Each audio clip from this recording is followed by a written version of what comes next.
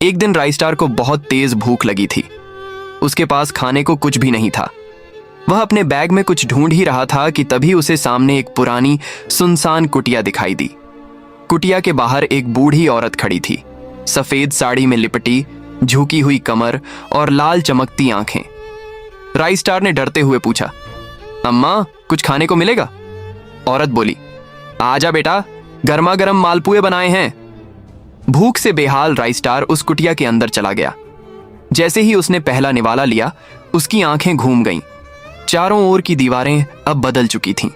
दीवारों पर खून के निशान थे और सामने खड़ी वह बूढ़ी औरत अब एक सुंदर लड़की में बदल चुकी थी।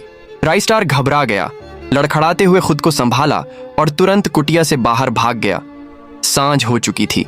गांव में ठीक 7 बजे मंदिर की घंटी गूंजने लगी, लेकिन इस बार गांव के लोग पहले से कहीं ज्यादा डरे हुए थे।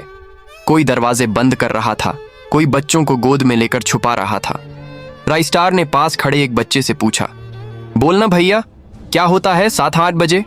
बच्चा डर के मारे कुछ बोल ही नहीं पाया, बस रोने लगा। तभी गांव के मंदिर की घंटी अपने आप तेजी से बजने लगी।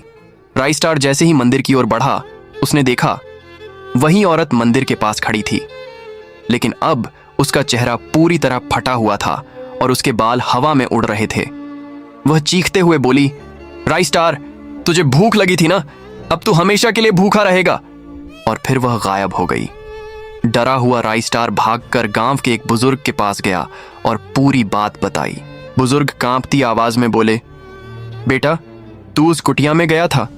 वो वही जगह है जहां 30 साल पहले एक औरत को उसके ससुराल वालों ने जिंदा जला दिया था, सिर्फ इसलिए क्योंकि वह भूखे बच्चों को रोज मालपुए खिलाती थी। उन्होंने कहा था कि वो कोई डायन है। राइस्टार सन्न रह गया। आगे की कहानी के लिए कमेंट करें पार्ट 2।